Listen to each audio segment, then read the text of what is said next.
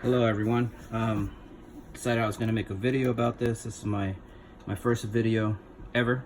Want to just take a second and thank the YouTube community. I always watch videos and learn from everybody else, and I couldn't find a good video on this specific topic, and my son told me once I figured out a way to do it, he said, why don't you make a video and give back so that way other people can learn. I thought that was a very good and noble idea, and so I said, okay, let's do it.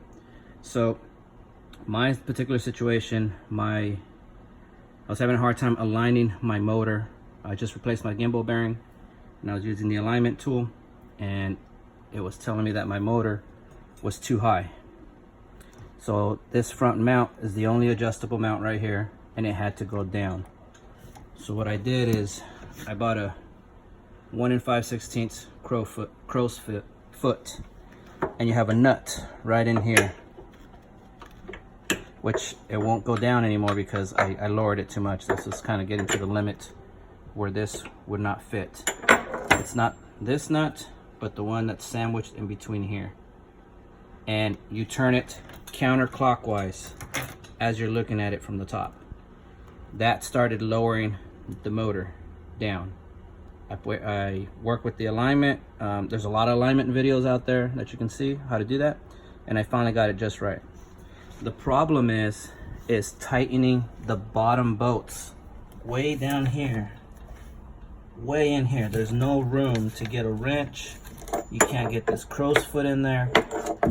So what I decided to do is, fortunately in my garage, I have a beam going right here, and I tied this eye bolt with this hoist, this chain hoist, and I put it right here, right where the thermostat goes.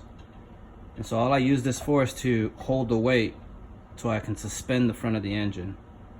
So once I got my adjustment done right, I needed to tighten these bottom bolts so that the front won't be jiggling everywhere.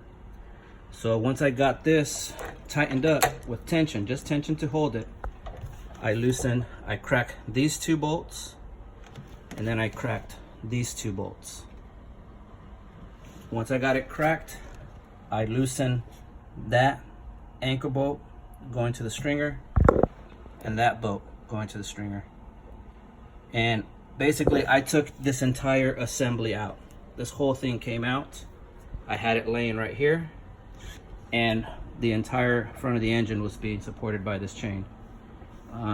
I tightened it down. These two bottom bolts, there's a nut that locks it down, and then there's a secondary nut that locks that so that it doesn't spin. I locked it down right here on the floor, and then all I did was reinstall it here. I started these two bolts, then I started those two, and then I aligned it here to these, and I just started tightening everything down.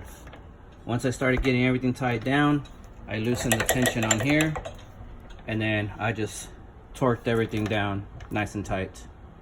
And when I went to the back to check my alignment to see if I threw anything off, luckily I found everything was still good to go. So if you have a chain hoist and you just happen to have a beam or maybe a cherry picker or something, it's another idea, another way of doing it that really helped me out. It worked out great, so I thought I'd share for the reasons I explained at the beginning of the video. So you guys have a good day. Hope it was helpful. Take care.